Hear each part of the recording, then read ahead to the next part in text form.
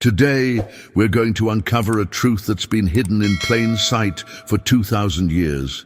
This isn't another sermon telling you to pray harder, believe stronger, or wait patiently for God to finally notice you. What you're about to discover might surprise you because it completely contradicts what you've heard from every pulpit, every Sunday school lesson, and every religious authority figure in your life. Have you ever wondered why your most desperate prayers seem to go unanswered while Jesus promised that you would do even greater works than he did? What if everything you've been taught about following Jesus has been carefully designed to keep you powerless, dependent, and forever seeking something that's already within your grasp right now? Here's the uncomfortable reality that most churches won't tell you. Jesus never intended to create a religion of worship around himself. He wasn't building a system where you'd spend your entire life begging an unreachable divine figure for scraps of mercy. Stay with me until the end, because what I'm about to share will fundamentally shift how you understand everything Jesus actually taught versus what you've been told he taught. But before we begin, please hit the like button and let me know where in the world you're watching from today. It's always fascinating seeing who's joining us from around the world. And if you haven't already, make sure to hit that subscribe button and turn on the notification bell so you don't miss any of our future videos. Think about this for a moment. Every time you've prayed for a miracle, what position were you in? You were likely on your knees, feeling small, confessing your unworthiness, listing your failures, and desperately pleading for God to intervene in your circumstances. Has this ever happened to you? You pray with everything you have, follow every instruction perfectly, yet the breakthrough you need remains frustratingly out of reach, as if there's an invisible wall between you and the divine power you're seeking. What if I told you that this entire approach is the exact opposite of what Jesus was demonstrating? When he said, "The kingdom of heaven is within you," he wasn't speaking metaphorically. When he promised, "You will do greater works than these," he wasn't exaggerating or speaking only to his disciples. He was revealing something revolutionary, that the Christ consciousness he embodied isn't exclusive, isn't distant, and isn't reserved for one perfect human being who lived 2 millennia ago. Jesus came to show you what's possible when a human being recognizes their true spiritual nature. He wasn't saying, "Worship me because I'm special and you're not." He was saying, "Follow me, learn what I've learned, access what I'm accessing, become what I'm demonstrating." But somewhere along the way, that message got twisted into a system that keeps you small, keeps you begging, and keeps you believing you're forever separated from the divine power that Jesus said lives within you. The difference between praying to Jesus and praying from Christ consciousness is the difference between remaining powerless and stepping into the same spiritual authority Jesus himself operated from. And what's about to unfold in this video will show you exactly how. Let's talk about what really happens inside your mind every single time you pray. You've been conditioned, trained from childhood to approach the divine from a position of absolute powerlessness. You start by rehearsing everything wrong with you. You catalog your mistakes, your failures, your unworthiness. You remind God as if he needs reminding of how broken and incomplete you are. Then, from that place of total lack, you beg for intervention. You plead for mercy. You promise to be better if only this one prayer gets answered. This is what I call beggar consciousness, and it's been embedded into your spiritual DNA through years of religious programming. Every prayer service, every altar call, every confession booth has reinforced this same message. You are separate from God, you are unworthy, you are powerless, and your only hope is that an external force might show you mercy if you grovel convincingly enough. But here's the hidden truth that changes everything about this journey of spiritual transformation. When Jesus said, "The kingdom of heaven is within you," he wasn't delivering a beautiful metaphor for Sunday morning inspiration. He was revealing the fundamental mechanics of how Spiritual reality actually operates. The kingdom isn't somewhere else. It isn't locked behind pearly gates waiting for you after death. It isn't controlled by religious authorities who hold the keys to your salvation. It's within you, right now, in this very moment. Think about the profound impact of what this actually means. Christ consciousness, the state of awareness where miracles flow naturally, isn't something Jesus possessed exclusively because he was special and you're not. It's your birthright, your true nature, the essence of who you actually are beneath all the conditioning and religious programming that's been layered on top of it. Every time you pray from that beggar mindset, you're making a declaration to the universe about who you believe yourself to be. You're affirming that you're incomplete, that you're broken, that you're separate from divine supply. And here's where it gets really interesting. Consciousness, being the creative force that it is, immediately goes to work manifesting more evidence of exactly what you're declaring. You pray for abundance while declaring you're in lack. You pray for healing while affirming you're diseased and powerless. You pray for breakthrough while reinforcing the very walls that keep you trapped. This isn't about positive thinking or pretending problems don't exist. This is about understanding that the miracles you've been seeking outside yourself have always been within, waiting for you to recognize them. Transformation doesn't happen through more intense begging or more fervent petition. It happens through a complete shift in consciousness, a fundamental change in how you understand your relationship with the divine. Now, I want to go even deeper into this revelation, because what most people don't realize is that this beggar consciousness doesn't just affect your prayer life. It shapes your entire reality, every decision you make, every relationship you enter, every opportunity you see or miss. The consciousness you hold becomes the lens through which you experience everything. Write in the comments, "My consciousness is shifting," if this is beginning to reshape how you see your spiritual journey. So what does real prayer actually look like when you strip away all the religious theater and get down to the raw spiritual mechanics? It's not about asking at all. True prayer is recognition. It's aligning your awareness with what already exists in spiritual reality, not begging for something to come into existence. Let me make this practical for you, because this mindset shift is where the real transformation happens.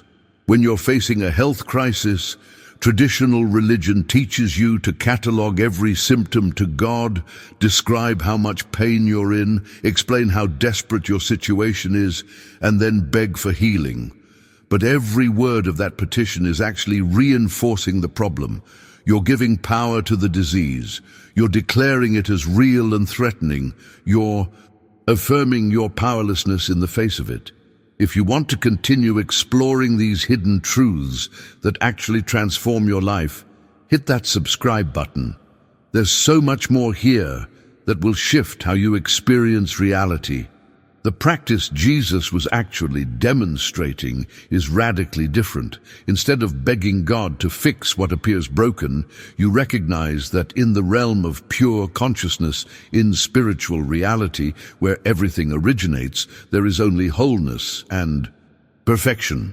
Disease doesn't exist there, lack doesn't exist there, limitation doesn't exist there. As you hold that recognition, as you rest in that awareness without fighting the appearance or fearing it, something extraordinary begins to happen. The body starts reflecting the consciousness you're holding, because physical form always follows consciousness. This is spiritual law, not religious hope. This is the hidden truth that religious institutions have worked tirelessly to keep buried. Because once you understand it, you don't need them anymore. You don't need intermediaries. You don't need special rituals or approved prayers or ordained authorities to grant you access to the divine. You have direct access right now, in this moment, through your own consciousness. And this brings us to something crucial about how Jesus positioned himself in relation to you. He never said, "Worship me and stay small." Those weren't his words or his intention. What he actually said was, "Follow me." Think about the massive difference between those two approaches. Worship keeps you at a distance, looking up at someone infinitely above you, hoping they'll notice you. Follow means come with me, learn what I'm learning, do what I'm doing, access what I'm accessing. Jesus was demonstrating a spiritual technology that every human being has access to.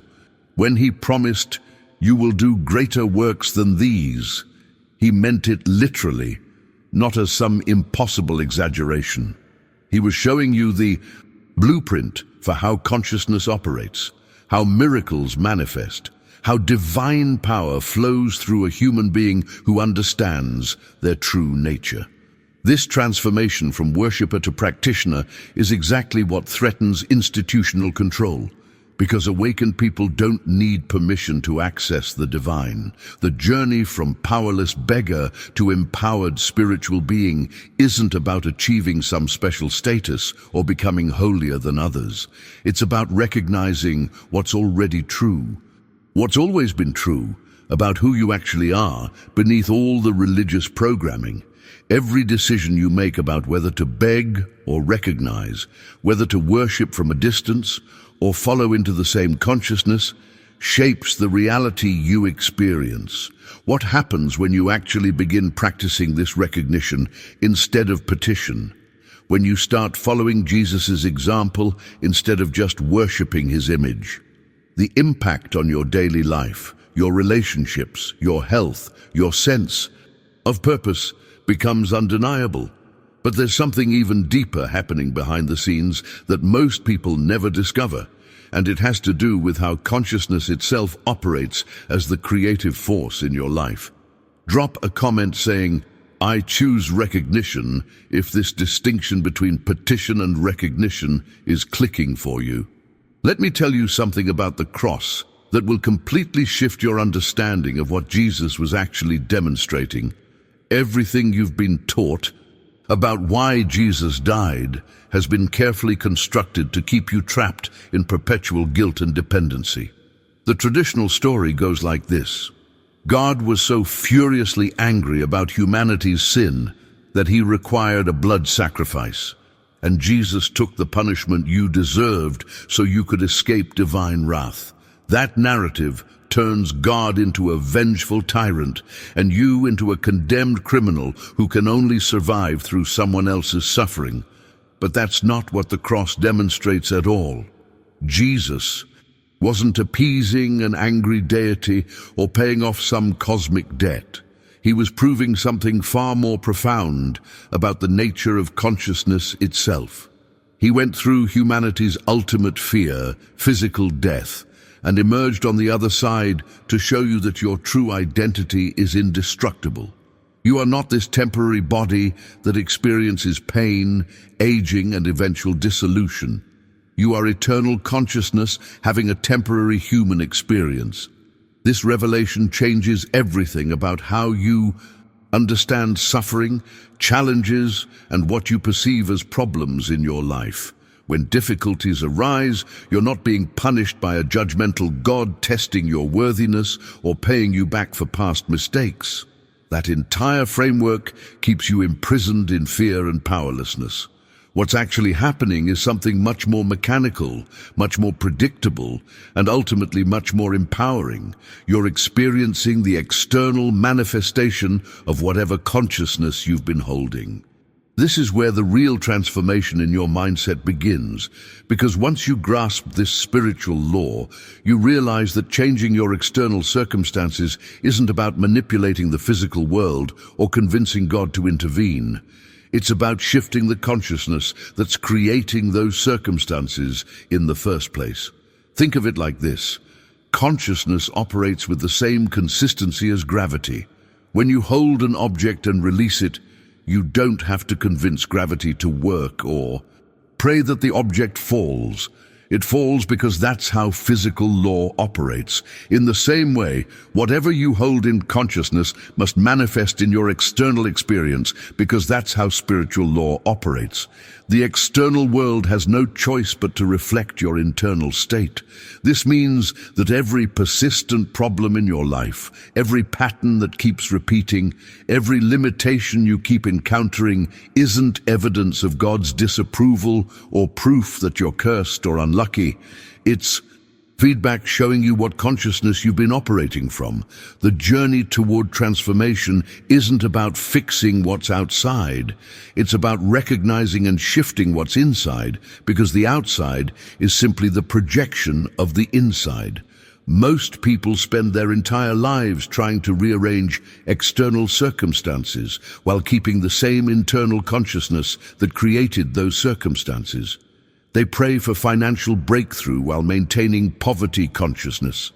They beg for healed relationships while holding resentment consciousness. They petition for opportunities while reinforcing victim consciousness. And then they wonder why nothing fundamentally changes, why the same patterns keep emerging in different forms.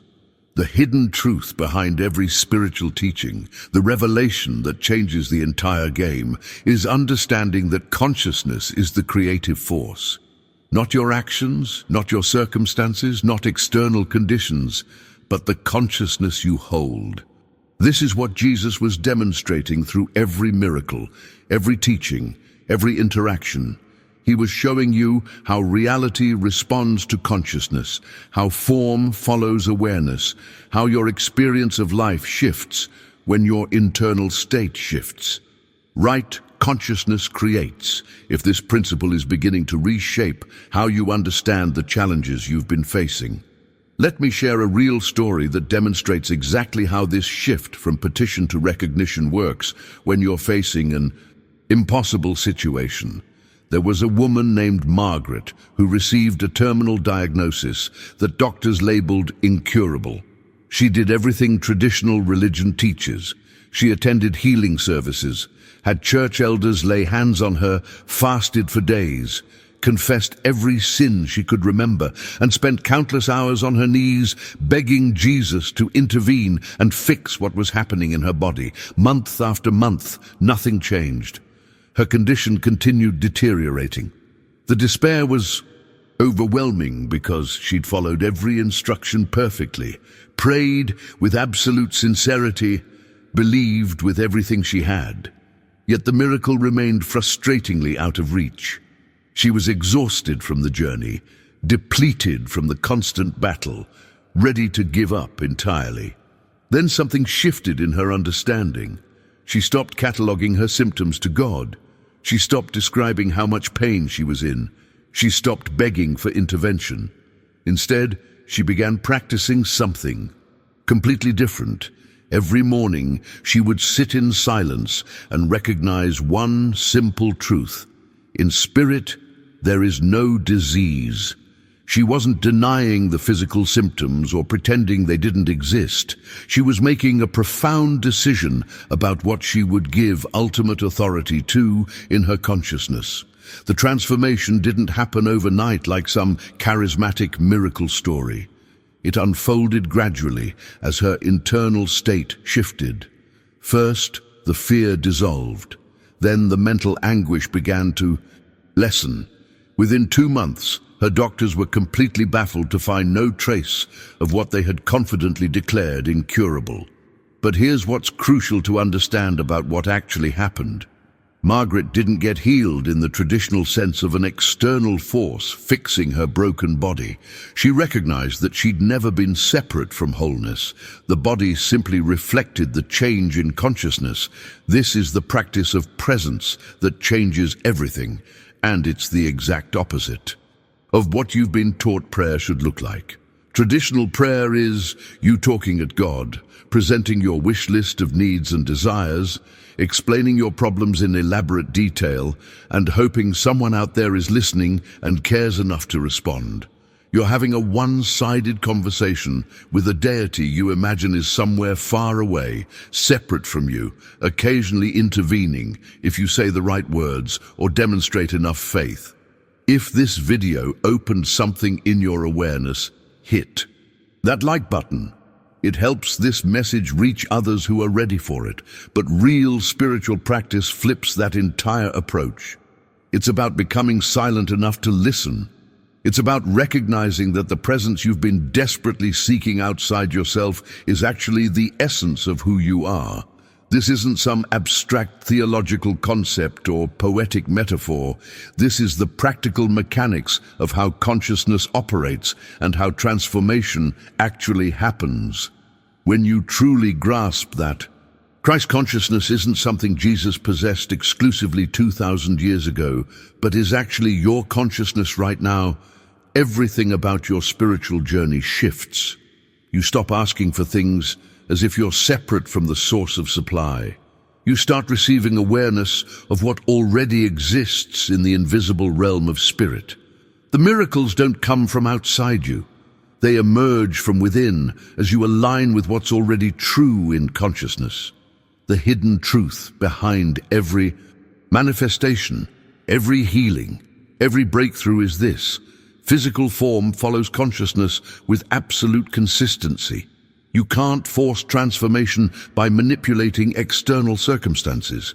The impact happens when you shift what you're holding internally, and then watch as reality rearranges itself to match that internal shift.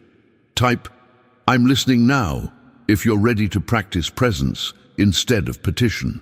Now here's where this gets really interesting, because there's a practice that completely inverts how you've been trained to handle problems.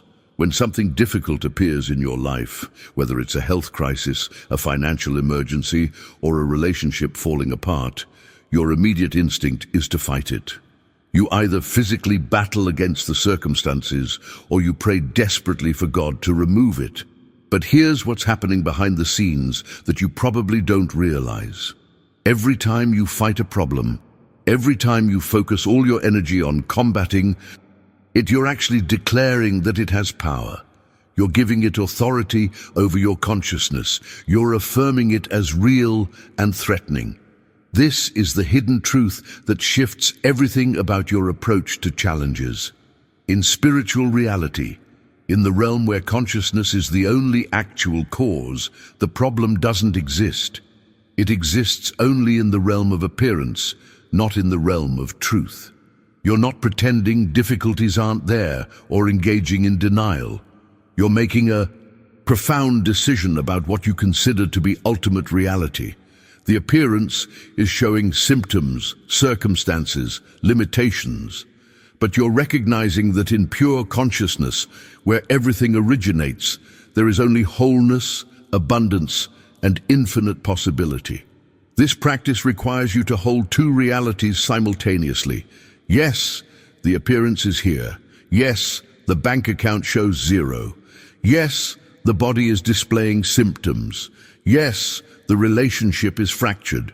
But you refuse to give those appearances the final word about your spiritual identity or the truth of your situation. As you rest in this recognition, as you stop empowering the problem by fighting it or fearing it, something extraordinary begins happening. The circumstances start shifting, not because you forced them through willpower, but because consciousness is reorganizing itself and physical form must follow. What makes this even more powerful is understanding where this transformation actually takes place. Every spiritual problem you've ever experienced, every challenge that's kept you trapped, every limitation that's felt insurmountable, exists only when your mind leaves the present moment. Think about this carefully. Right now, in this exact second, strip away all the mental commentary about what happened yesterday or what might happen tomorrow. Remove the stories about what your problem means, where it came from, how long it's lasted, or how bad it could get. In this pure present moment, where is the actual problem? You're alive right now. You're breathing. You're conscious and aware. Whatever crisis your mind wants to rehearse exists either in past regret or future anxiety, but it doesn't exist in this precise moment of now. Christ consciousness is only accessible in the present because the present is the only place that actually exists. Everything else is mental projection, stories you're telling yourself, fear-based scenarios you're imagining. The journey Jesus was demonstrating wasn't about escaping from life's challenges or pretending difficulties don't exist. It was about discovering where real life happens, which is always and only now. Pain might be present in this moment, physical discomfort might be here, but suffering, the mental anguish that torments you, requires thought about past or future. It requires your mind to leave the now and create elaborate narratives about what everything means. Drop "I choose now" in the comments if this revelation about presence is shifting how you relate to your challenges. Understanding presence leads us to something even more foundational, something that's at the root of every struggle you've ever faced. Every problem, every challenge, every miracle you're desperately seeking stems from one single belief that's been operating in the background of your consciousness your entire life. It's the belief in separation.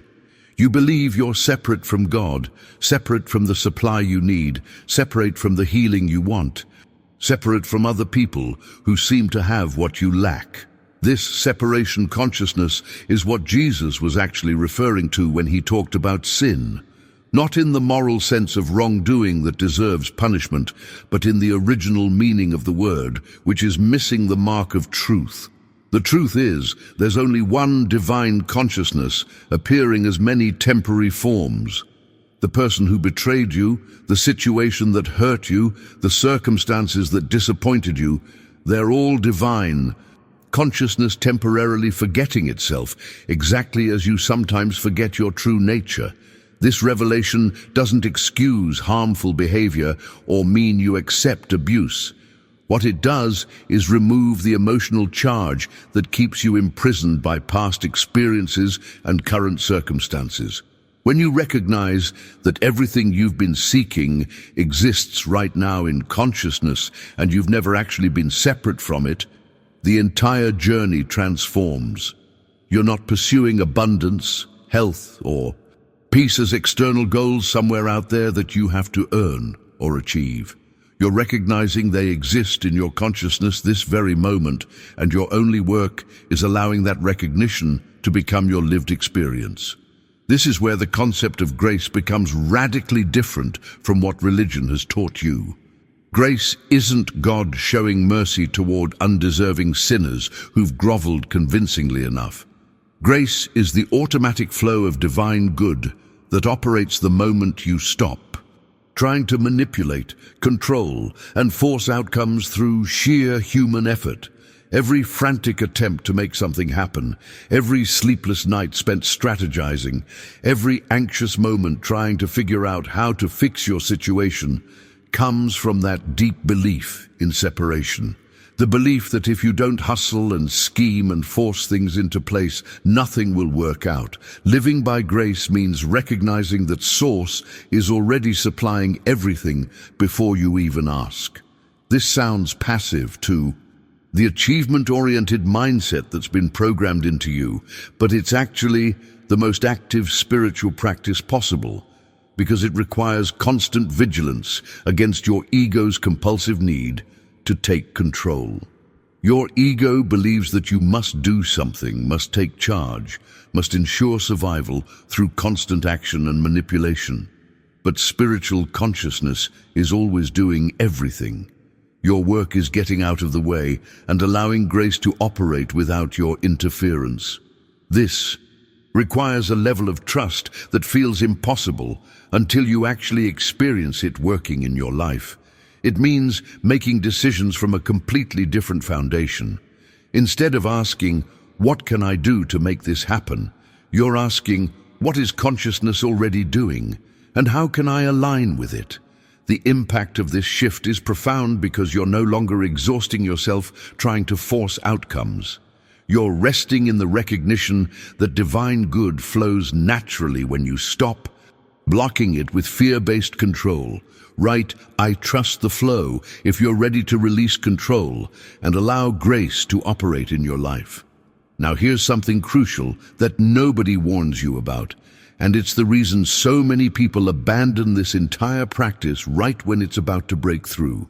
When you first start practicing this shift in consciousness, when you move from petition to recognition, from separation to oneness, from control to grace, your circumstances might actually get worse before they improve. This isn't failure. This isn't evidence that you're doing something wrong or that the practice doesn't work. It's the transition revealing everything false in your life so truth can replace it. Think about what happens when you stop maintaining illusions through force and control. Everything not built on spiritual truth begins to dismantle. The relationships held together by manipulation start falling apart. The financial structures built on anxiety and fear-based striving begin to collapse. The health patterns maintained by stress and resistance surface more visibly. Most people hit this point and immediately panic. They abandon the practice and return to begging God to fix the chaos, not understanding that consciousness is actually cleaning house. This transition period tests your commitment to truth over comfort, to spiritual reality over familiar appearances. It's asking whether you're willing to let everything false crumble so something real can emerge.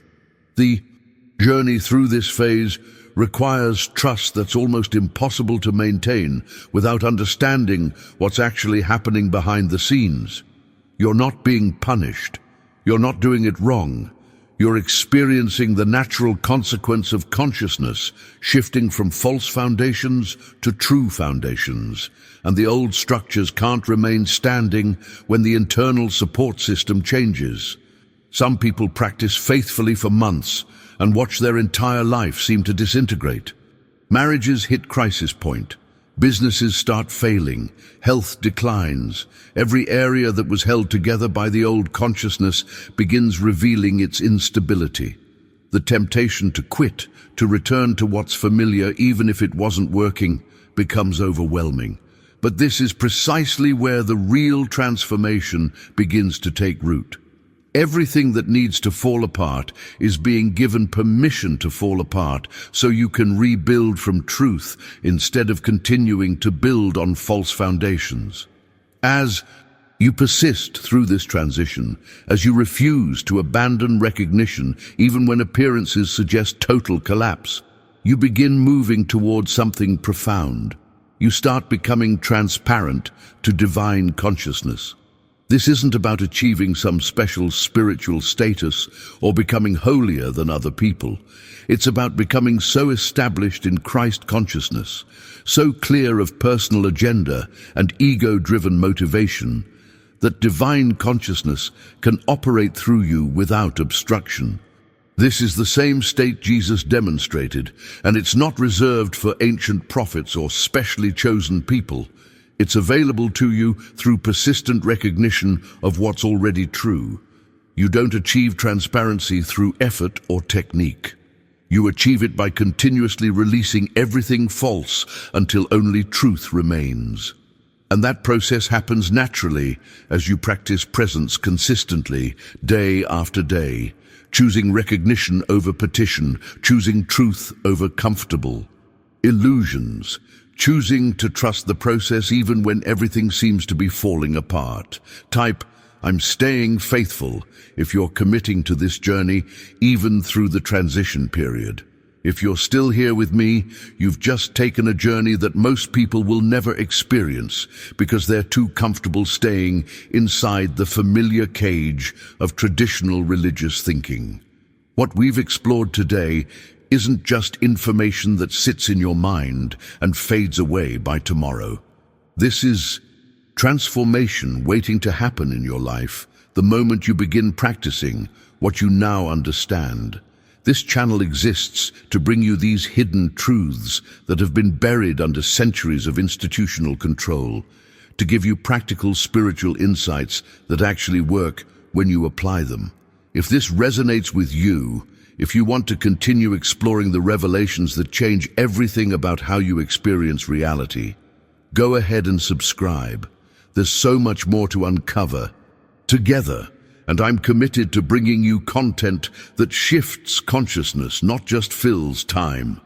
Drop a comment right now saying, "This message was meant for me," so I know you made it all the way through. I read every single comment, and there's something powerful about declaring your commitment to this path publicly. It anchors the decision in your consciousness and lets me know these teachings are landing where they need to land. And if this video opened doors in your awareness that have been locked for years, hit that like button. It helps this message reach others who are ready for it, people who are tired of begging and ready to start recognizing. Individuals who sense there's something deeper than what religion has been teaching them. There's a video right here that goes even deeper into dissolving the blocks that keep you from experiencing what Jesus actually demonstrated. It picks up right where we're leaving off and shows you the practical steps for living from Christ. Consciousness instead of just understanding it intellectually. Click and continue with me over there, because what you've learned today is just the beginning of understanding how spiritual reality actually operates in your life. My friends, let us come together in a spirit of deep stillness and receptivity, for the truth we are about to consider cannot be grasped through the intellect, nor can it be approached as one more idea added to our storehouse of beliefs. It must be felt within, recognized in the quietness of our own being. There comes a moment in the life of every seeker when the question of life and death, of the appearing and disappearing of form, stands before us not as theology, not as philosophy, but as direct experience. It is in this moment that the truth of our identity is revealed most clearly if we are willing to see it.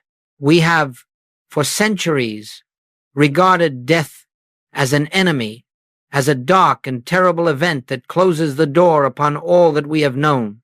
Yet this fear has been born only of one mistake: the belief that life is in the body, that the body is the self, and that the dissolution of the physical form is the dissolution of our being.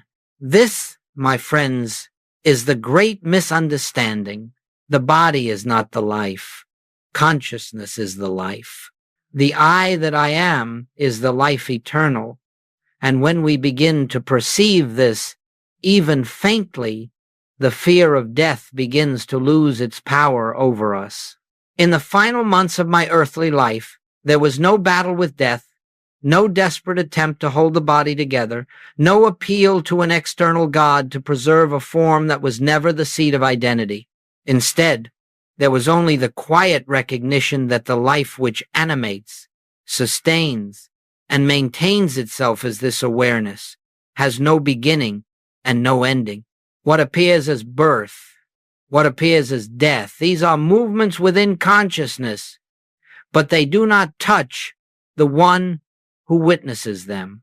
And so, as we enter this subject today, let us not approach it as though we were studying the end of something.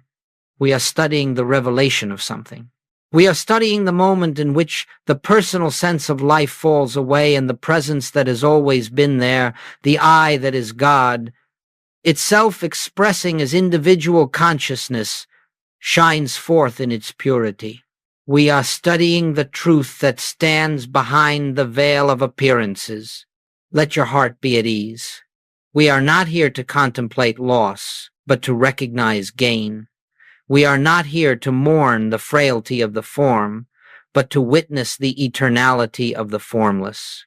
And as we proceed, let us hold this one simple truth before us. No one has ever died.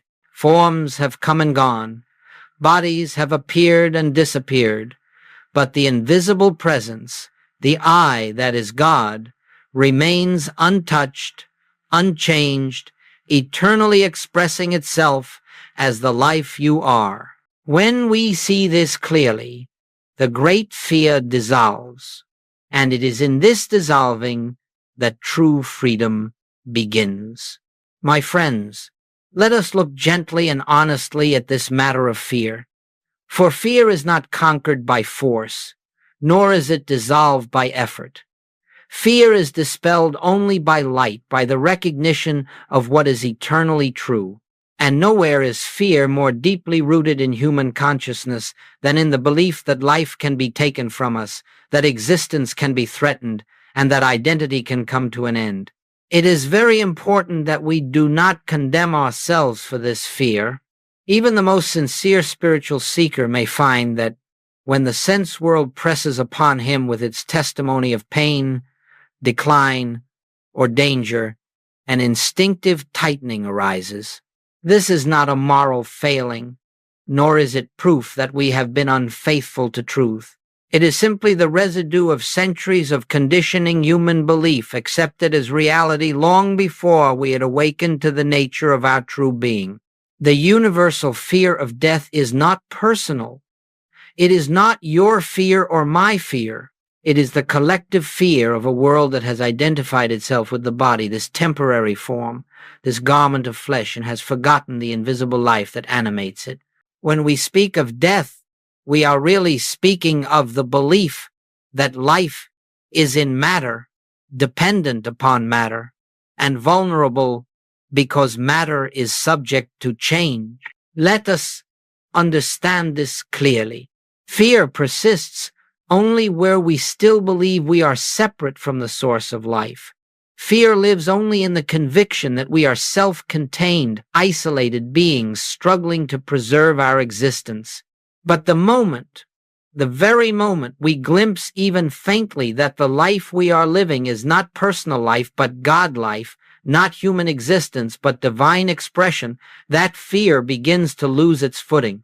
Many spiritual seekers wonder, why, after all my study, all my meditation, all my spiritual practice, does fear still arise when the body is threatened?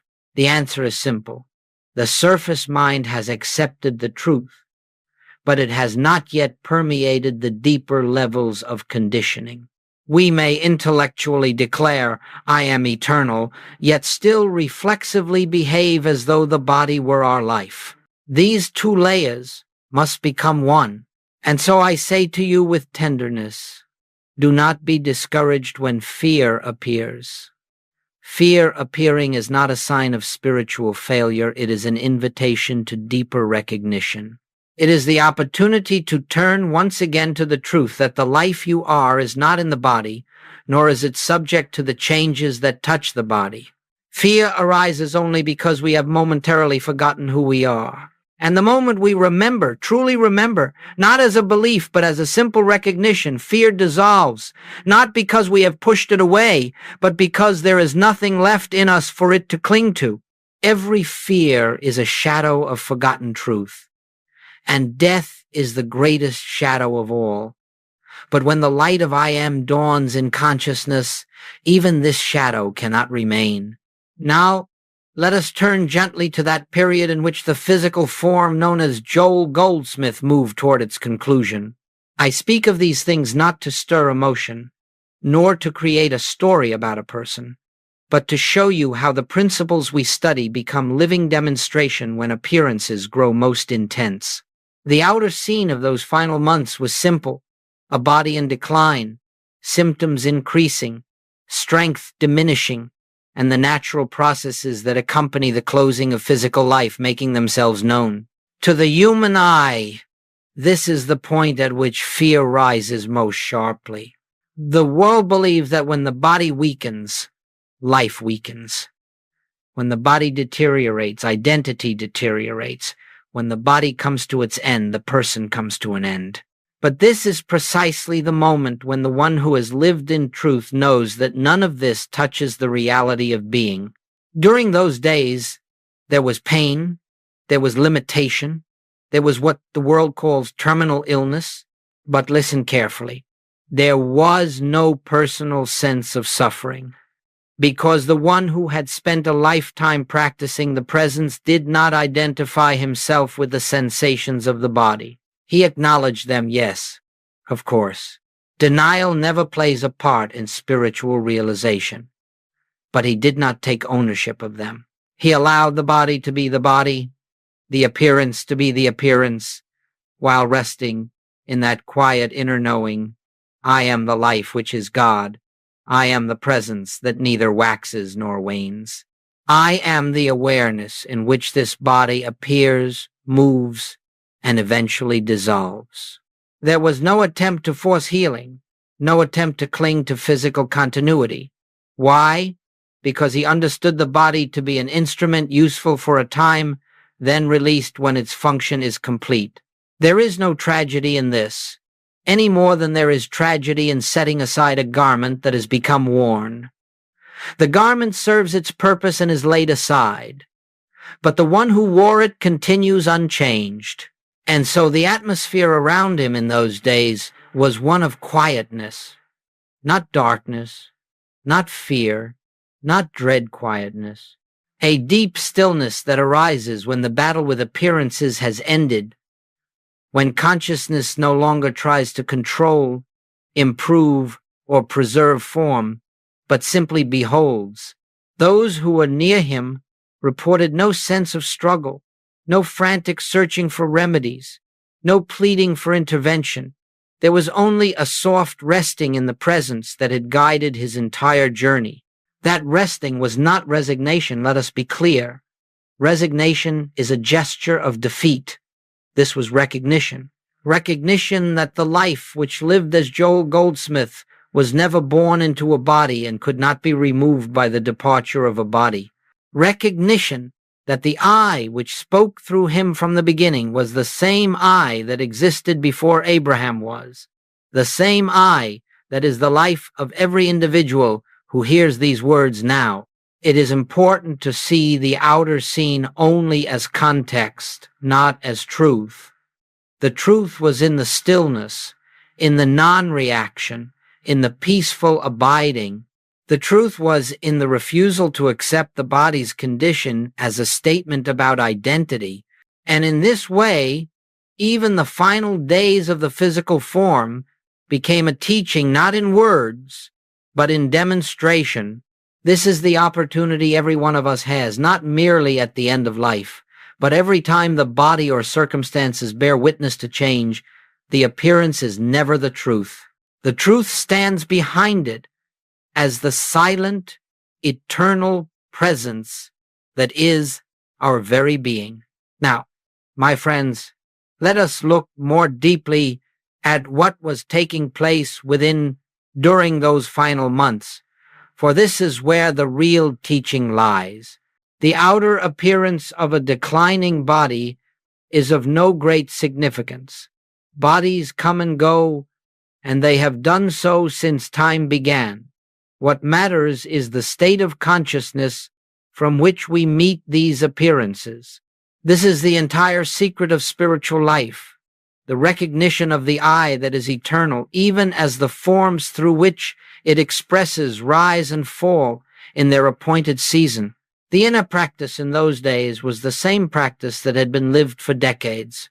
No new technique was introduced, no special meditation for the dying, no urgent prayer for deliverance.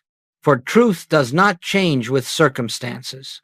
Truth is the same whether we are walking through a garden or lying upon a sick bed. And so the practice was simply this: resting in the awareness of I am. I am the presence that has no beginning and no ending. I am the life that is self-sustained and self-complete. I am the light that cannot be dimmed by shadows of material belief. I am the only identity anyone has ever had. In that recognition, there is no need to resist sensations, no need to argue with the body's condition, no need to attempt to shape appearances by thought. The mind grows very quiet, for it is no longer trying to control life. It is simply resting in life itself. This resting is not passivity. It is the highest form of activity, though it appears outwardly as stillness. It is the activity of divine awareness flowing without obstruction. It is the activity of truth dissolving the belief in a personal self. It is the activity of light, revealing that there is no darkness except the shadow cast by ignorance. During those days, there would be times when the body expressed discomfort, yet there was no inward tightening, no sense of this is happening to me. There was only the recognition. This too is an appearance in consciousness. It is not the truth of my being. And in that non-identification, suffering could not take root. Sensation may arise in the body, but suffering requires a me to suffer, and that me had long since been seen as an illusion.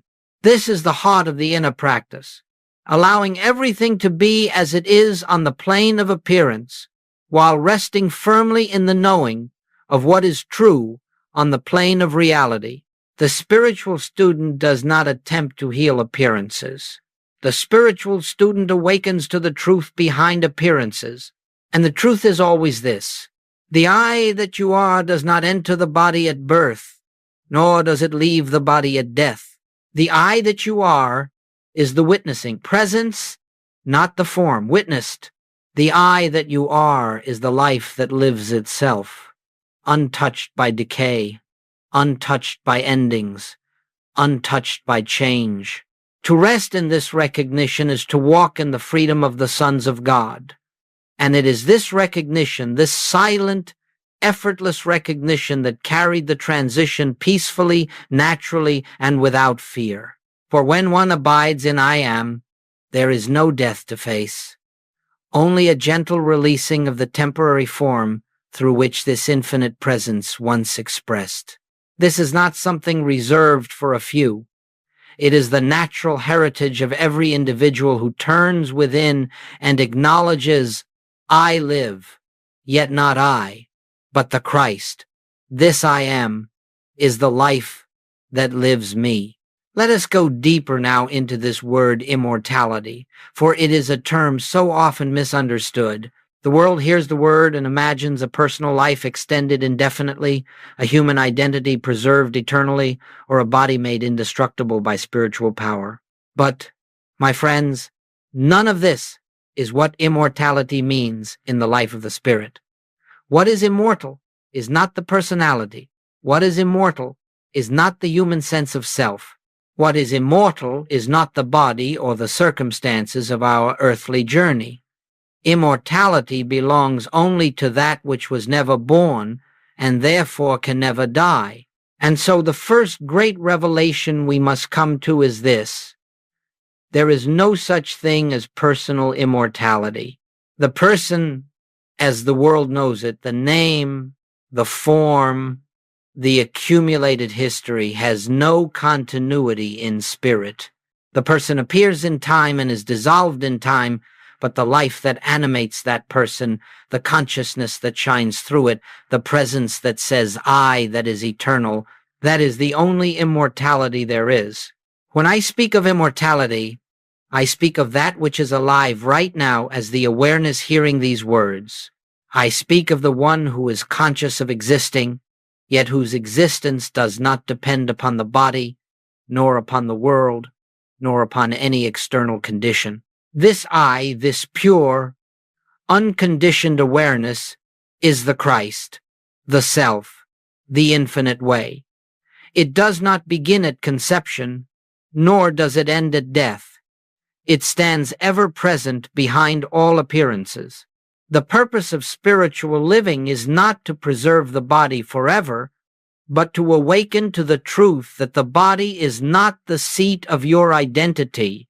In this awakening, fear dissolves, not because we have conquered death, but because we have seen that nothing real can die.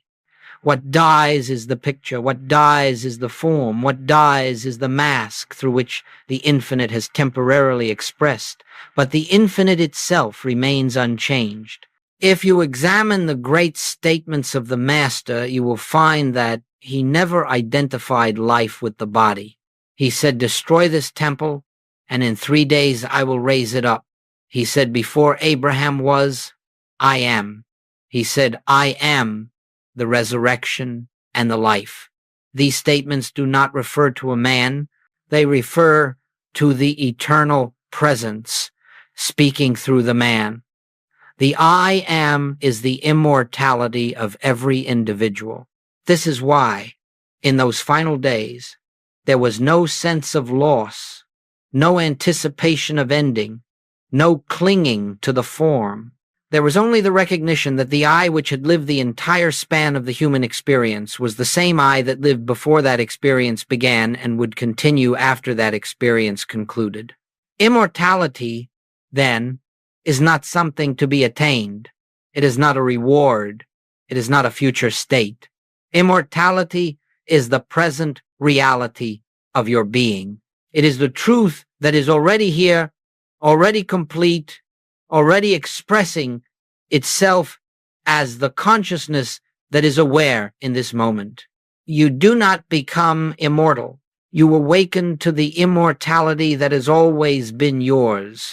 The more clearly this truth is realized, the more gently we move through life, for all fear of loss is rooted in the belief that what we are can be diminished. And once that belief dissolves, a great peace arises, an unshakable peace, a peace not dependent upon circumstance.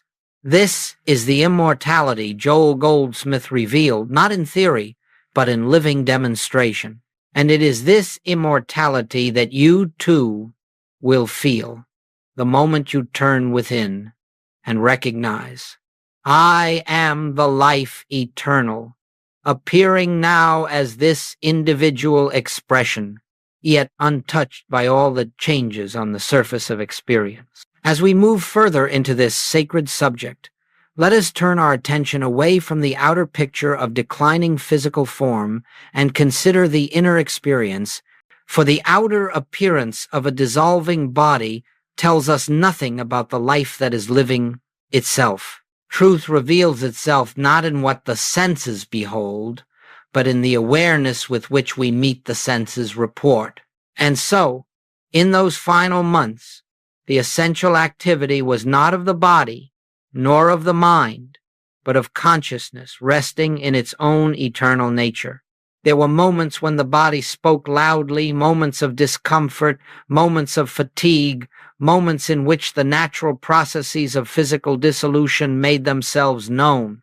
Yet even in these moments, there was no inner disturbance, for the one beholding these sensations was not identified with them. That is the great key. Sensations arose in the body, but there was no me in them. They appeared, they passed, and they had no power to create suffering because there was no personal self claiming them.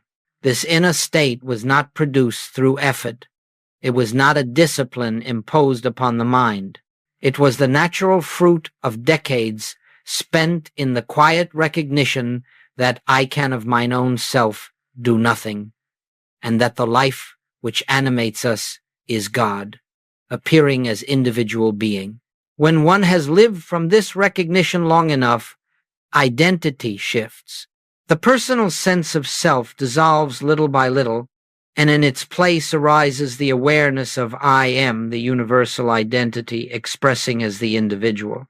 It is this shift that made possible the profound peace present in those final days. There was no internal conversation of why is this happening or how can I change this, for those questions belong only to the mind that believes itself separate. Instead, there was a simple and natural abiding. The body is doing what bodies do, but I am not the body. I am the life that witnesses the body. Some have imagined that spiritual mastery means the body should always respond instantly to truth, or that the physical form should be immune to decline. But this is a misunderstanding rooted in the belief that spirit exists to preserve matter. Spirit does not preserve matter. Spirit reveals itself through matter for a season in its own perfect way.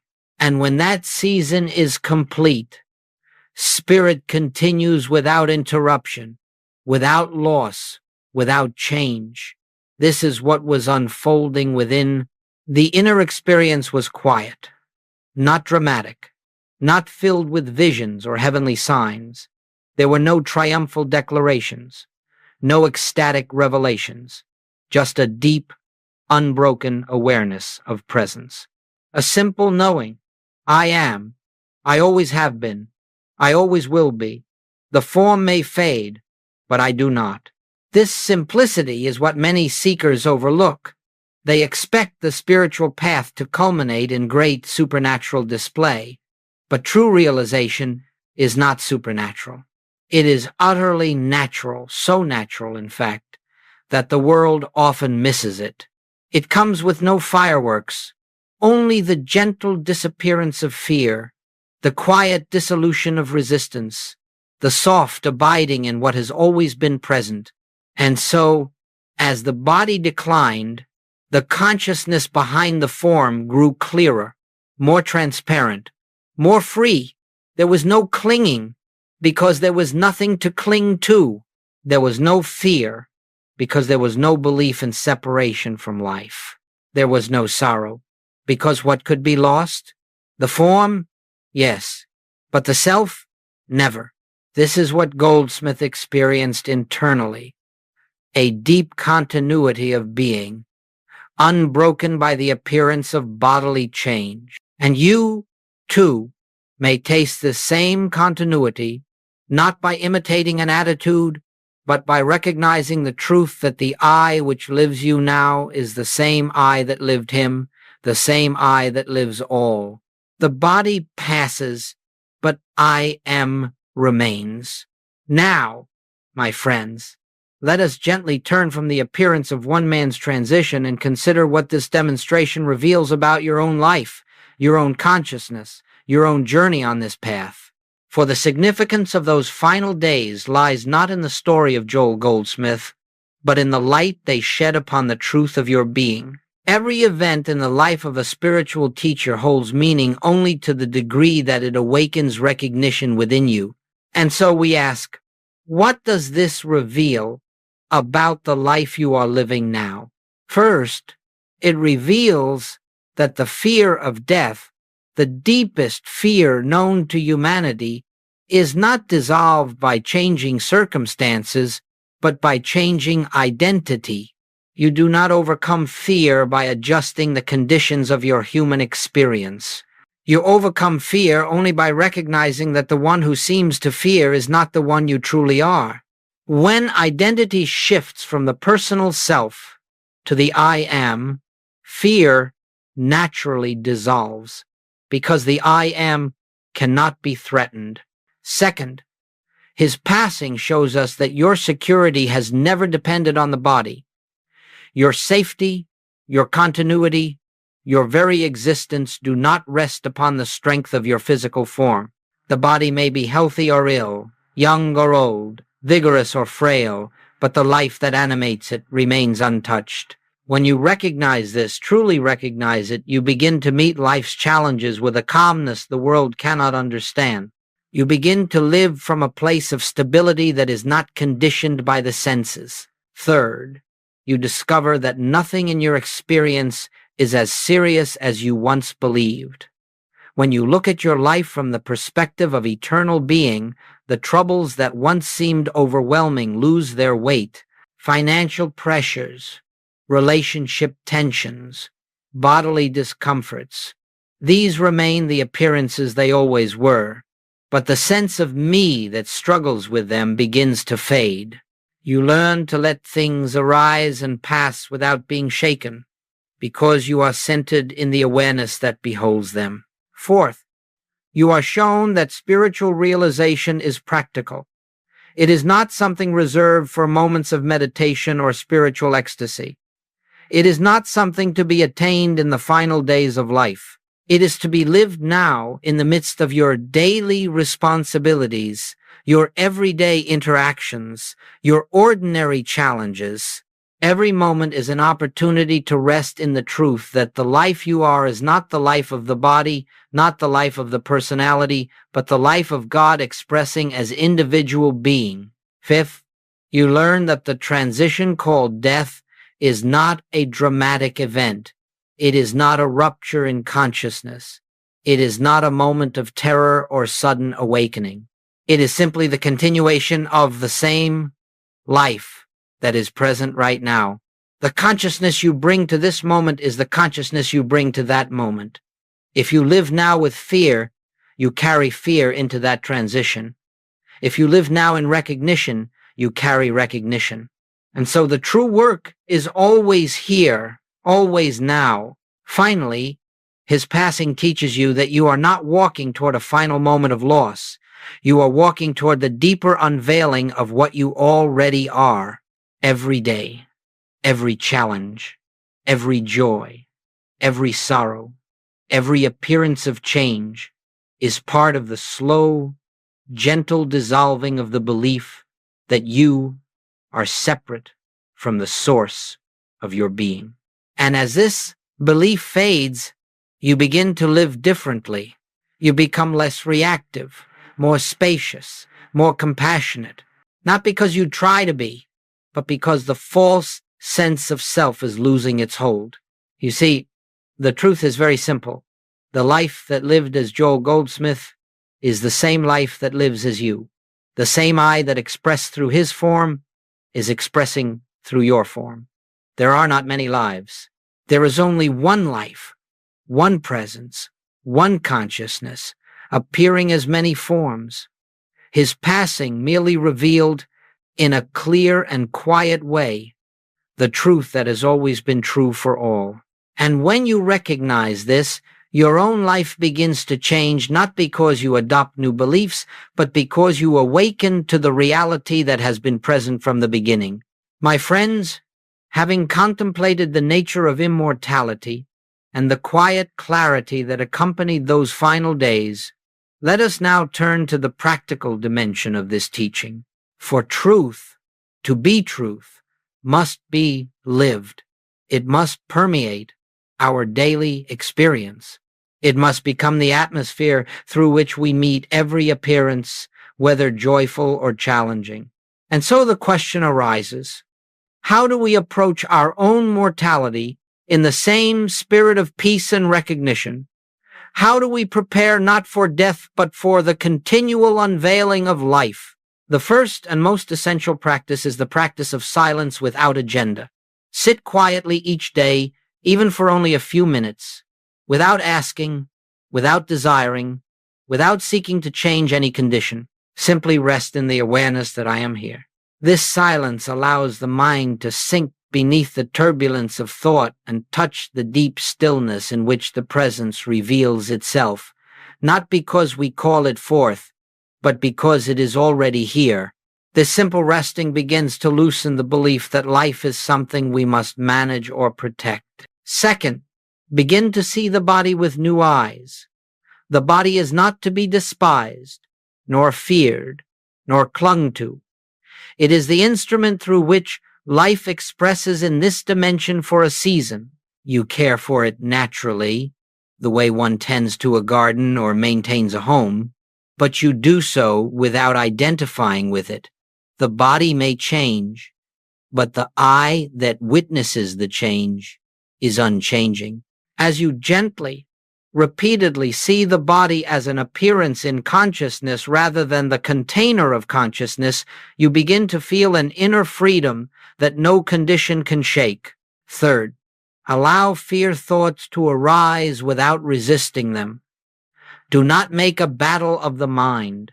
When fear appears, simply acknowledge, this too is a universal belief appearing in my awareness. Do not claim it as yours. Do not struggle with it. Let it pass as clouds pass through the sky. The sky is not disturbed by the clouds, and consciousness is not disturbed by thoughts unless we identify with them. In this way, fear loses its foothold. Fourth, develop the habit of returning again and again to the simple recognition of I am, not as a phrase, not as an affirmation, but as a lived awareness. In moments of stillness, feel into this presence. In moments of difficulty, remember it. In moments of joy, acknowledge it. The more often you return to this recognition, the more natural it becomes. Eventually, it becomes spontaneous, effortless, automatic. And this is the beginning of living from the Christ within. Fifth, release the notion that you must purify the mind, perfect the personality, or perform great spiritual feats. The spiritual life is not a project. It is not a path of self-improvement. It is simply the steady relaxing of the false sense of self until the true emerges in clarity. You do not build the Christ identity. You uncover it, and you uncover it by doing less, not more. Sixth, contemplate often the truth that whatever can die was never you. This contemplation need not be morbid or heavy. It is liberating. Let the thought arise in simplicity. If this body were to fall away this very moment, would the witnessing presence disappear with it? And immediately you will feel the answer, no, I remain. You experience this every night when the body sleeps. You experience it in deep silence when the sense of me disappears. You experience it in moments of awareness when there is no thinker, only presence. Finally, recognize that the preparation for death is simply the preparation for life. There is no special practice for the final day. There is only the daily recognition of truth until the fear-based identity dissolves. Whether you are young or old, healthy or facing illness, the work is always the same. Return to the I am. Rest in the presence. Let the personal sense diminish. Let the eternal self reveal itself. In this way, you approach mortality not as a fearful event, but as a gentle transition, no more significant than the passing of one season into another. When that moment comes, it will be met with the same peace, the same unbroken awareness, the same recognition that guided every step of your life. For the one who knows the I am does not prepare for death. He abides in life, and life continues. My friends, let us come now to a gentle close.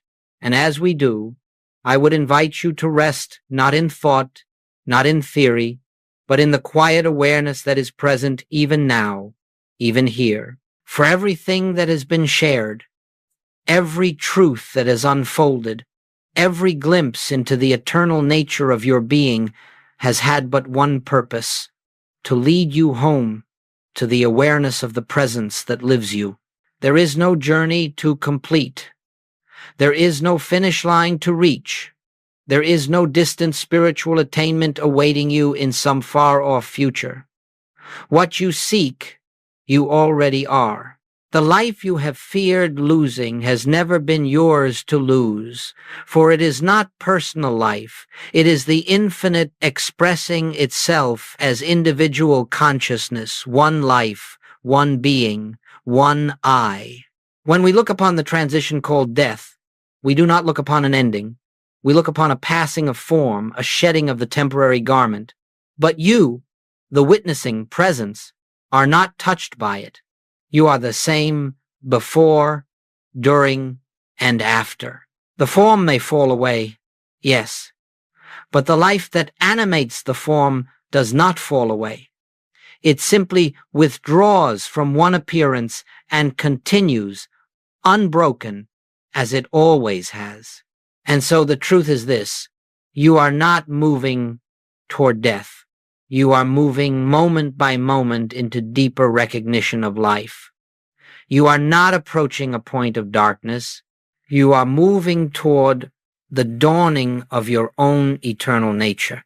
Every fear, every challenge, every moment of stillness, every step on the path, these are not random events. They are invitations, each one calling you to rest more deeply in the I that is God. Let your heart be at peace. You are not fragile. You are not temporary. You are not a creature struggling to survive in a dangerous world. You are the very presence of God, made visible as individual being. You are the light of the Christ, the awareness of I am, appearing here, appearing now, expressing itself in the unique form that the world calls you. The body is a beautiful instrument. Use it, care for it, cherish it while it serves its purpose, but do not mistake it for your life. Let it come, let it go, let it change, let it rest. Through all of this, you remain the silent, watching, eternal self.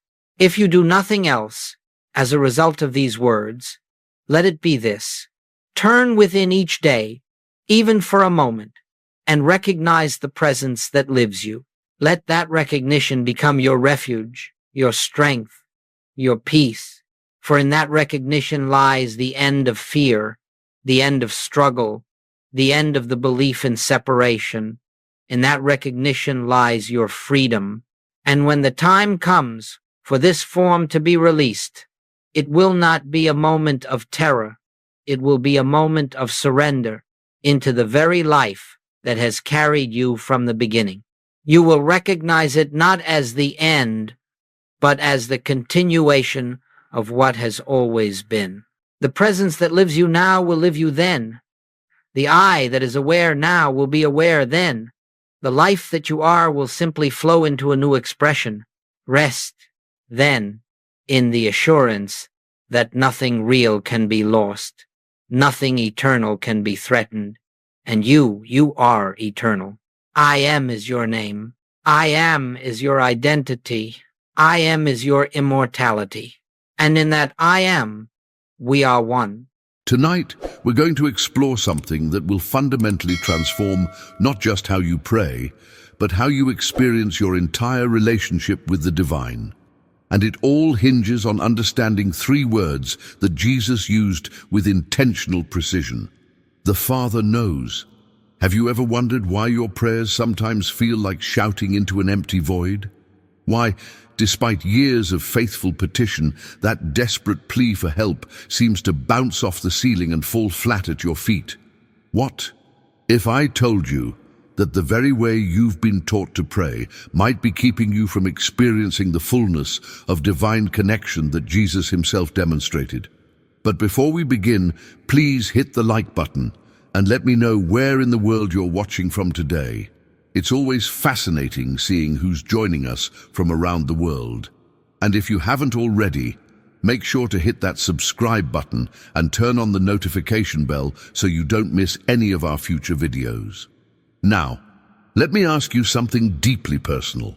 When you pray, do you find yourself begging, pleading, trying to convince God of your worthiness or the urgency of your need?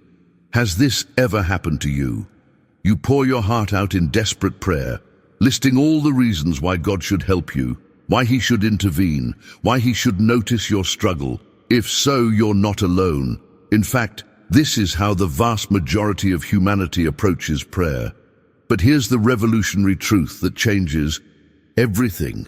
Jesus never prayed this way, not once. Think about that for a moment. In all the accounts we have of Jesus' prayer life, you never find him begging.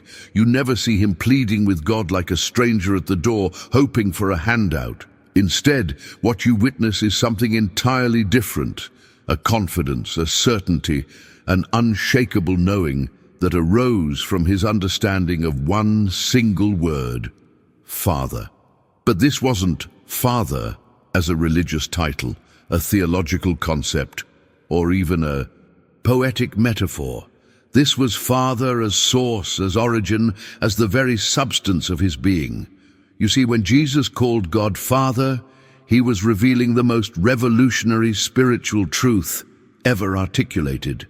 He wasn't describing a distant deity somewhere beyond the clouds who might or might not respond to your requests if you phrase them correctly or prove yourself worthy enough. He was identifying the very nature of divine reality itself, that God is not separate from you, waiting for your prayers to reach him. God is the source from which you are currently, actively, continuously emerging. Just as a wave cannot be separated from the ocean, just as a ray cannot exist apart from the sun, you cannot be disconnected from the source that is giving you existence in this very moment. Stay with me here, because what you're about to discover might surprise you. The implications of understanding the Father knows go far deeper than you might imagine, and they have the power to completely revolutionize not just your prayer life, but your entire experience of reality itself. Most people completely misunderstand what Jesus meant when he declared, "I and my Father are one." For centuries, religious institutions have taught that this was Jesus claiming a unique, exclusive, divine status that separated him from the rest of humanity. But what if that interpretation has kept you from accessing the very truth Jesus was trying to reveal?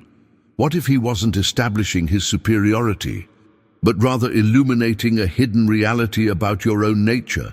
Here's the transformation that happens when you truly grasp this.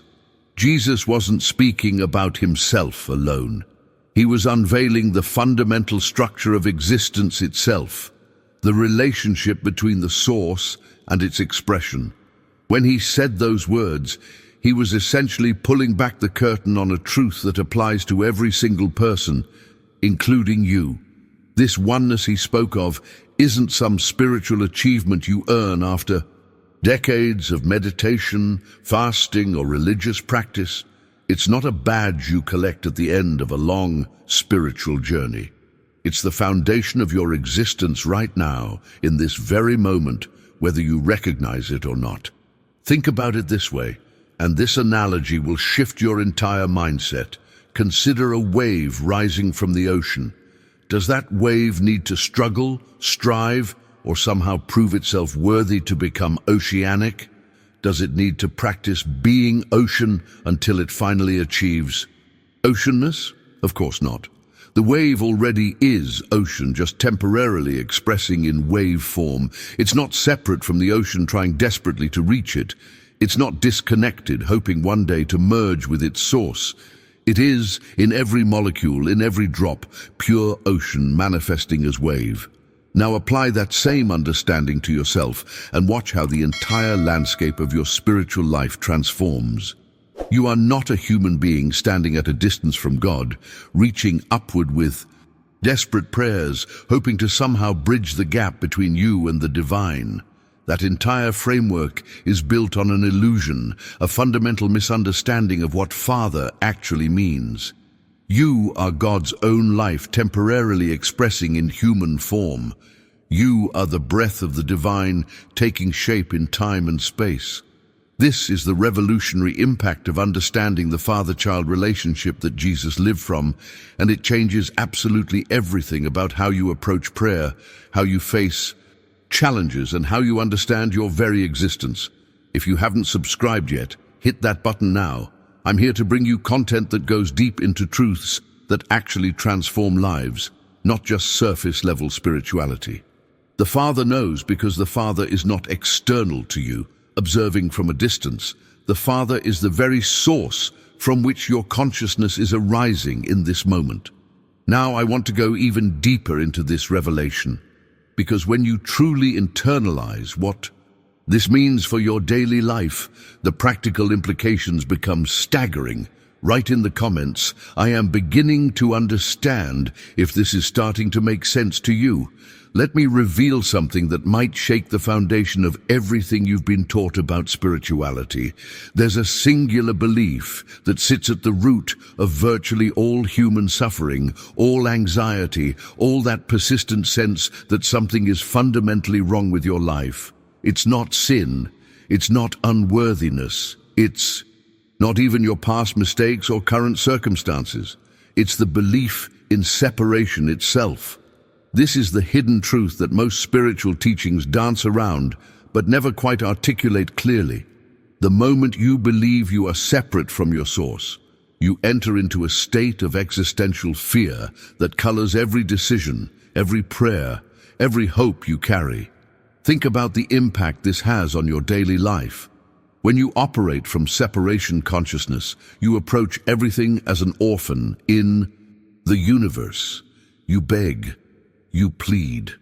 You try to convince God that you deserve help, that your situation is urgent enough to warrant divine attention. But here's the transformation that happens when you shift from separation to recognition. You stop begging and start receiving. You stop exhausting yourself with effort and start allowing. The divine nature that was always there begins to flow through you naturally, not because you finally got the formula right, but because you removed the mental block that was damming up the flow. Now watch how this changes the actual mechanics of prayer, the behind-the-scenes reality of how communication with the divine actually works. Someone trapped in separation consciousness approaches prayer like this. Please, God, help me with this problem. I'm struggling here. I need you to intervene. Please notice me. Please care about my situation. Do you hear the mindset embedded in those words? It's the mindset of distance, of disconnection, of trying to get the attention of someone who might not be paying attention. But someone who understands the father relationship prays from an entirely different foundation.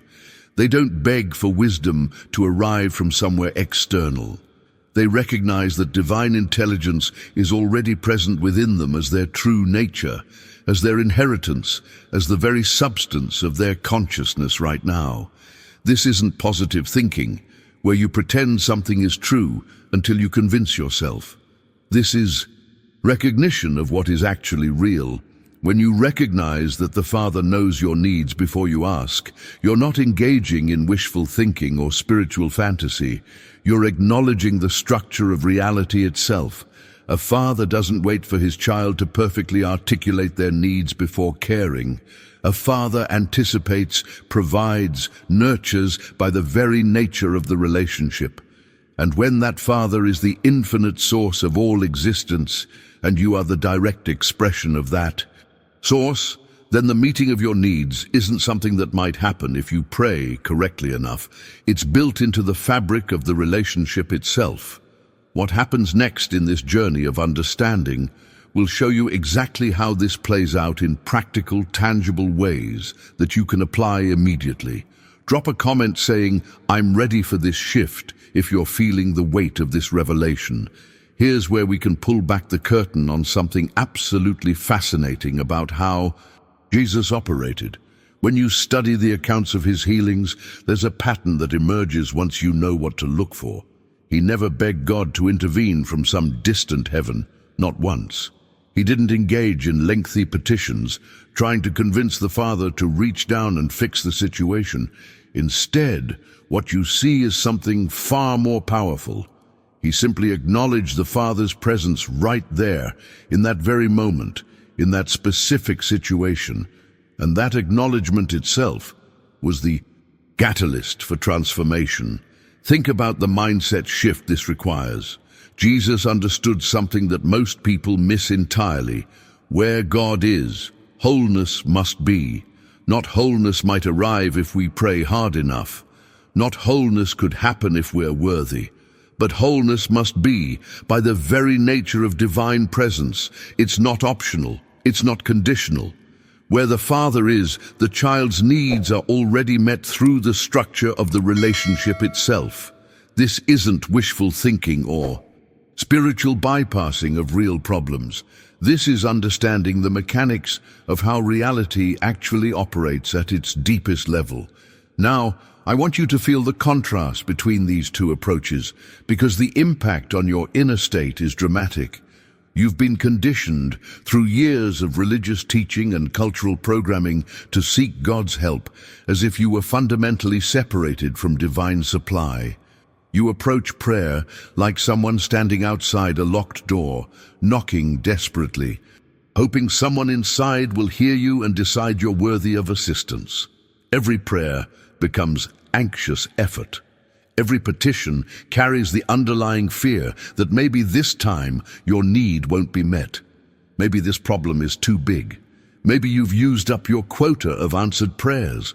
But watch what happens when you grasp the Father relationship the way Jesus understood it. A father's resources aren't distributed to his children based on their performance or their ability to articulate needs correctly. The inheritance isn't earned through worthiness or granted as a reward for good behavior. It flows naturally through the simple fact of relationship. You are the child. The Father's resources are already yours by the nature of that connection. When this truth penetrates your consciousness at a deep level, your entire prayer life undergoes a profound transformation. You shift from begging to recognition. You move from anxious effort into restful knowing. You stop trying to get God to notice you and start acknowledging what is already present and active in your life right now. This restful knowing isn't passivity or resignation. It's the most powerful stance you can take because it aligns you with how divine supply actually operates.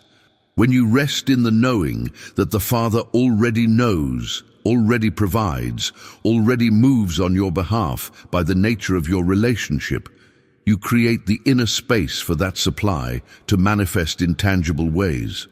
The practical applications of this understanding go deeper than you might imagine, and they touch every area of your life where you've been struggling. Leave a comment with "The Father knows" if this is beginning to resonate with you on a deeper level. Let me share with you the secret that has the power to completely revolutionize not just your prayer life, but your entire approach to spiritual growth. When you pray acknowledging God as Father in the way Jesus actually meant it, something radical happens in your consciousness. You're no longer trying to get God to do something for you. You're not attempting to manipulate divine will or convince a reluctant deity to intervene. Instead, you're engaged in something far more profound. You're remembering what is already true. You're recalling a reality that exists whether you acknowledge it or not. Divine life is already flowing through you with every breath. Divine wisdom is already present as the intelligence operating your body, beating your heart, growing your cells. Divine substance is already expressing as your being right here, right now, in this very moment. Do you see the transformation in mindset this creates? Most people exhaust themselves with spiritual striving, climbing what they imagine is a ladder reaching up to God in some distant heaven. They read another book, attend another seminar, master another meditation technique, all in hopes of finally bridging the gap, finally achieving the connection they desperately seek. But here's the revelation that changes the entire journey. You are not climbing toward anything. You are awakening to something that has always been true. You have never been separate from your source, not for one single moment of your existence. Think about how a child comes into being. Does an infant need to strive, struggle, or prove themselves worthy to become their father's offspring? Do they need to achieve some level of spiritual maturity before the relationship becomes real? Of course not. They simply are the Father's child by the very nature of birth. The relationship isn't earned, it's inherent. It's built into the structure of their existence from the first moment of conception. Now apply that same understanding to your relationship with the divine, and watch how the burden of spiritual effort begins to lift from your shoulders. You are God's expression by the very nature of existence itself. This isn't something you achieve tomorrow or next year after you've meditated enough, prayed enough, or purified yourself enough. This is the foundation of your being right now. The Father knows because you are not separate from the Father, trying to get his attention. You are the Father's life, taking temporary form in time and space. Every quality you've been seeking externally, every divine attribute you've been trying to acquire through spiritual practice is already present as your true nature. The impact of truly grasping this goes beyond what most spiritual teachings even touch on, because it dissolves the very premise that keeps people trapped in cycles of seeking without finding. What this means for your daily decisions, your responses to challenges, and your entire experience of being alive becomes clearer when you see how this understanding operates in real situations. Comment "I remember now" if this truth is stirring something deep within you. If this resonated with you, go ahead and hit that like button. It helps this message reach others who've been searching for this deeper understanding of prayer. Let me tell you about a woman named Margaret, whose story perfectly illustrates the dramatic shift we're talking about. For 30 years, Margaret prayed every single day, begging God to heal her chronic pain. 30 years. Think about that level of persistence, that depth of desperation. She attended healing services, consulted with spiritual practitioners, read every book she could find on prayer and healing. Yet nothing changed. The pain remained constant, grinding, relentless. She felt abandoned by God, as if her prayers were hitting some invisible ceiling and falling back down unanswered. Then something happened that transformed her entire journey. She encountered this teaching about the father relationship, and at first she resisted it strongly. How could she not be separate from God when her body screamed with pain every moment? But she decided to try a different approach, not because she had faith it would work, but because she had exhausted every other option. Each morning, she sat quietly, and here's the crucial shift in her mindset. She stopped asking for healing. Instead, she simply acknowledged God as her actual source, as the life flowing through her right now. She wasn't trying to get anything, she was recognizing what was already true. For 3 weeks, nothing seemed to change in her physical condition, but then something shifted in her consciousness, something she couldn't quite articulate but could definitely feel. Within 2 months, her pain began diminishing. Within 6 months, it was completely gone. Not through begging, not through convincing God she was worthy, through recognition, through the simple act of remembering her true relationship with the Source. Now consider Thomas, whose story reveals how this principle operates in the realm of practical affairs and business decisions. Thomas struggled with business failure for years, watching his company hemorrhage money while his family's security crumbled around him. He prayed constantly, desperately asking God to send customers, to improve sales, to solve his financial crisis. His prayers felt like shouting into an empty void, and the harder he tried, the worse things seemed to get. When he discovered this teaching about the Father principle, he made a radical decision to completely change his approach. He stopped begging for business success. Instead, he spent time each day recognizing that divine intelligence was his. True mind, that infinite supply was his actual substance. He wasn't pretending or using positive affirmations. He was acknowledging a reality that existed whether his bank account reflected it or not. Gradually, over 8 months, opportunities began appearing.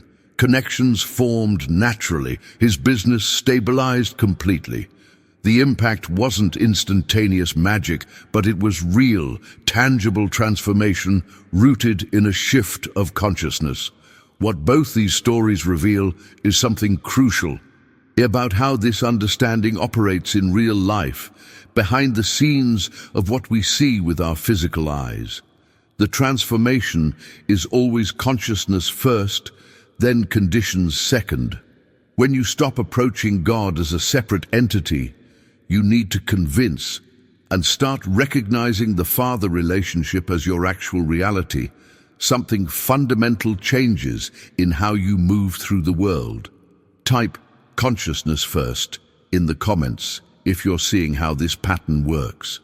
There's a statement Jesus made that most people read right past without grasping its revolutionary implications. He said, "Your Father knows what you need before you ask Him." Think about what that actually means for a moment. Before you formulate the words, before you identify the problem, before you even become consciously aware of the need, the Father already knows.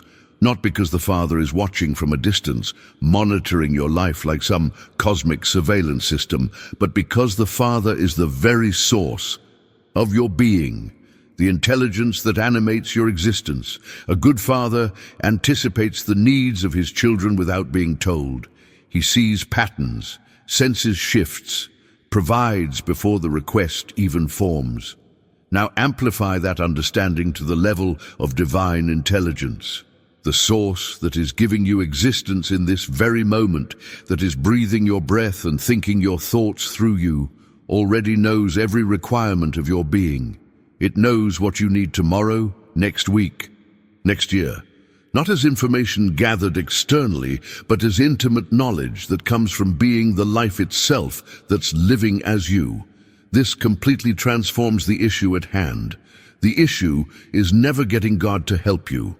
That's the wrong question entirely. The issue is recognizing the help that is already present, already active, already moving on your behalf through the Father relationship. Can you feel how this shifts your entire approach to challenges? When you understand that the Father knows before you ask, prayer stops being about information transfer. You're not updating God on your situation. You're not explaining why you need help. You're recognizing a reality that already exists. You're aligning your consciousness with what is already true behind the scenes of your visible circumstances. Now let me take you deeper into what this means for your actual nature. Consider how inheritance works in human families. A child inherits the qualities of their father naturally, automatically through the simple fact of biological connection. They don't have to earn those inherited traits. They don't have to prove themselves worthy of having their father's eyes or their father's abilities. The inheritance flows through the relationship itself. Now apply that same principle to your relationship with the divine and watch how it transforms your understanding of who you are. If God is your true Father, and we've established that this isn't metaphor, but the actual structure of reality, then divine qualities are your nature, not your potential nature, not what you might become if you work hard enough, your actual nature right now. Peace is not something you must acquire through years of struggle and spiritual discipline. It's your inheritance. Wisdom is not something you lack and need to accumulate through study. It's your birthright as God's expression.